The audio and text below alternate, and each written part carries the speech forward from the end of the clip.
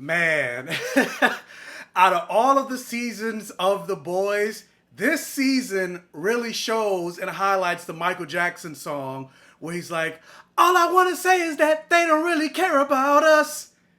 Hashtag screw capitalism.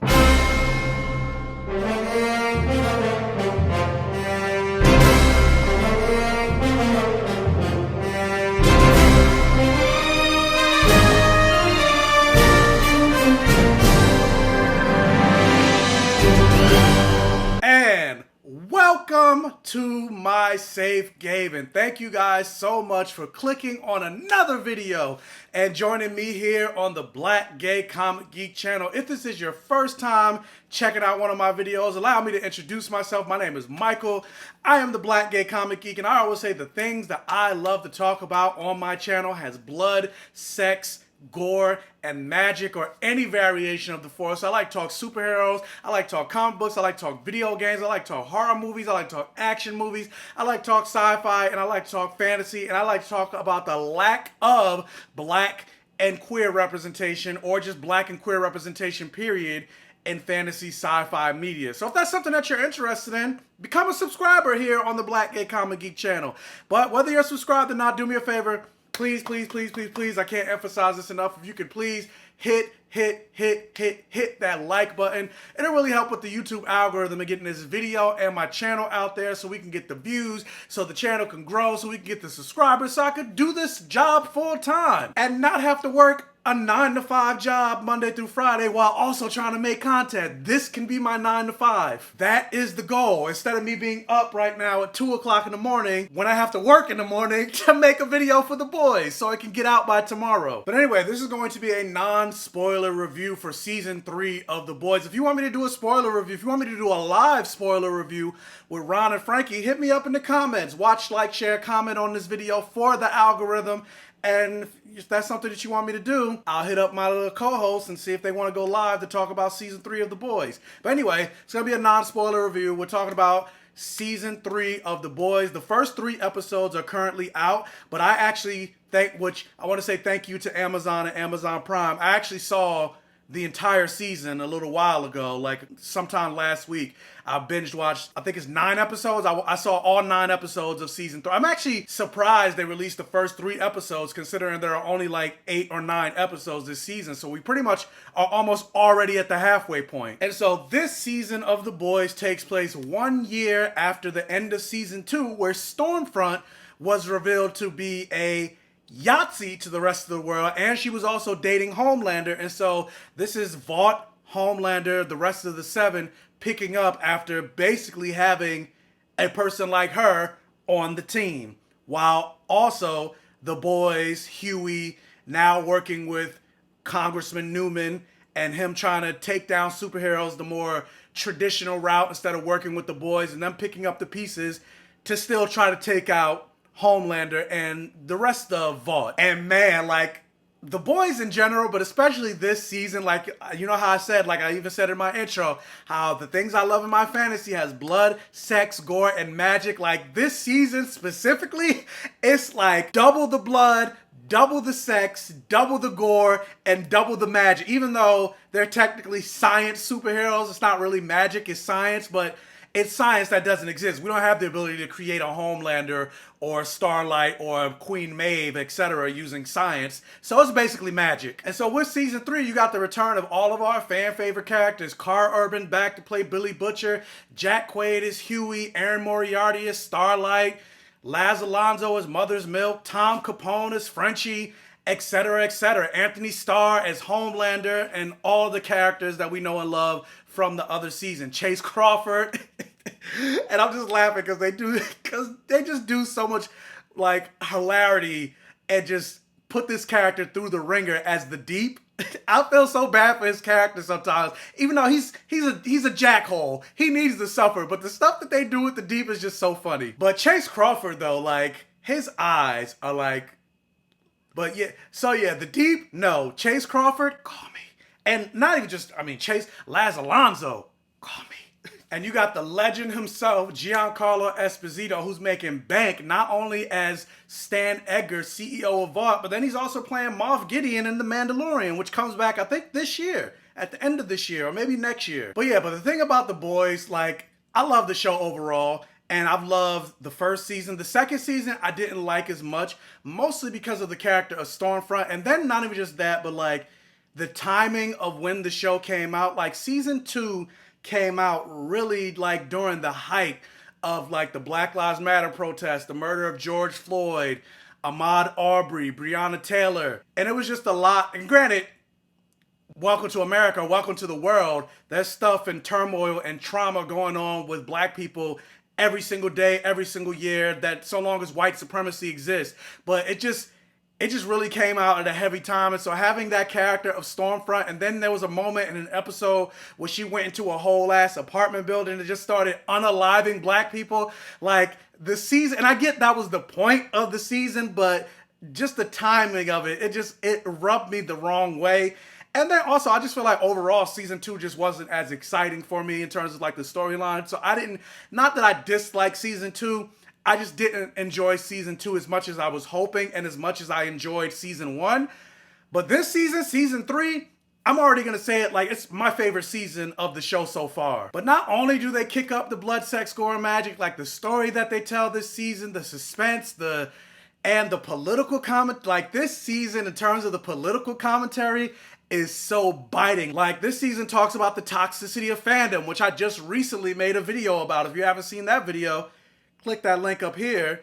They talk about the toxicity of corporations and how, like I said in the intro, all I want to say is that they don't really care, and like capitalism and all of that, like all of these systems that need to be destroyed and abolished. They talk about the intermingling between government and corporations, which is a huge problem in the real world, where how like these senators, after they retire from Congress, they again end up working for these multi-billion-dollar multinational corporations, which is like, should be illegal, which is why we have so much corruption in the real world today. But it's like, there's all of that commentary in this show. They even talk about like racism and even cultural appropriation within corporations. Like, for example, this year, and this isn't a spoiler, but I'm using this as an example, but this year will be the first time that Juneteenth is recognized as a national holiday within America.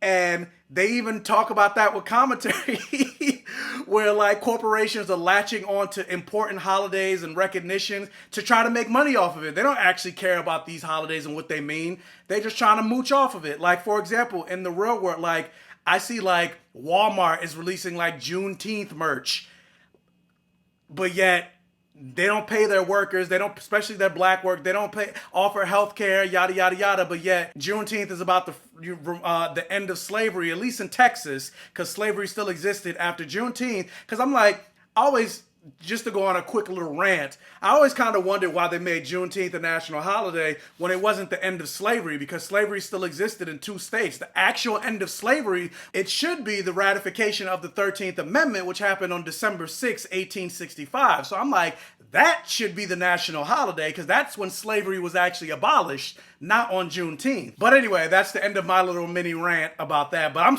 whatever, I get the day off at the end of this month, so I'm happy. I could use more days off, more public days off. So give us both Juneteenth and the 13th Amendment, and more pay and more vacation time, and give me all of it. I want it all. This season, we also got to learn more about Laz Alonso's character, Mother's Milk.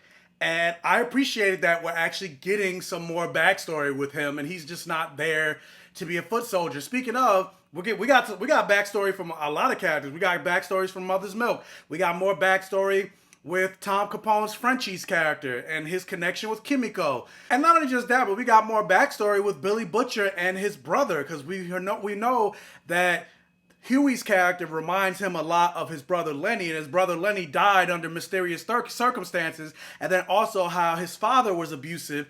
We got more backstory with that and why he looks after Huey so much, because he reminds him of his brother. But yeah, but obviously, like I mentioned, this is a non-spoiler review, and only the first 3 episodes are out, and I'm giving a generalization of the entire season. So there's things that I can't talk about, obviously, because I don't want to spoil it for anybody, but let's talk about the things that I didn't like regarding this season. So, okay, in the comics, the character of Black Noir is a clone of Homelander. He was created as a contingency plan just in case Homelander got out of control or whatever. So Black Noir is actually stronger than Homelander. And it turns out that Black Noir is actually the one that rhymes with graped Billy Butcher's wife and framed Homelander for it because he's a clone of Homelander, so he looks just like Homelander. And it turned out he was like the mastermind of a lot of nefarious plots regarding Homelander and the issues that the boys were involved with, etc., etc. But in the show, that's not the route they went with Black Noir's character. And then also, you know, with him being a clone of Homelander, Black Noir was a white character. Well, in the show, they cast a black man as Black Noir, because I guess it's in the name, which, I mean, I guess it works with the way Vought is and how they're kind of raised. And they even trying to touch on this, how they didn't really want black people to have Compound V. Like, you think about the origins of Vought, it started with Yahtzeeism. It started with Stormfront back in the day. So, yeah, of course, they didn't want black people to, or other people of color to have Compound V. So I guess you end up having a Black Noir, or a character that is black. Let's name him Black Noir because he's black. I don't know. I don't know the actual, but it would make sense in the story of the world. And so you got this black superhero where there aren't that many black characters, period, in the show. And not only can't you see his face, but also I don't necessarily like what they did with Black Noir's character this season. Like, where he ended up by the end of the season, I'm just like, that's it? Like, he basically didn't really do anything. Like, he didn't really do anything this season. And the same thing I could say for, like, Queen Maeve.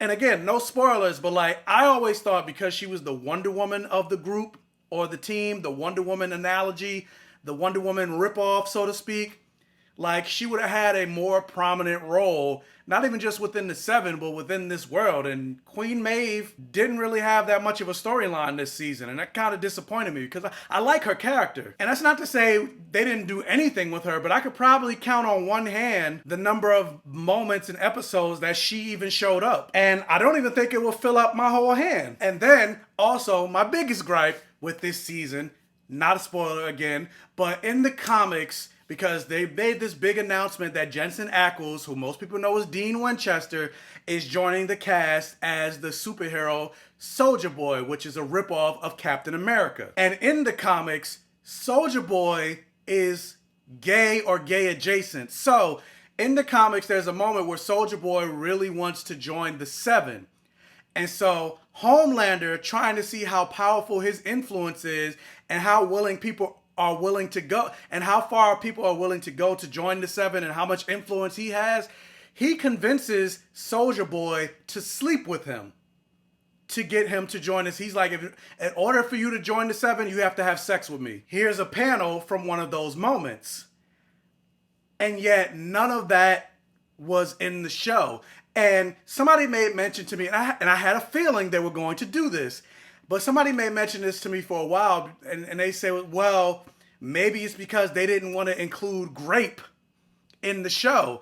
And I'm like, okay, but y'all have no problem humiliating the women characters on the show, like Stormfront, what they did with the Deep, etc., etc.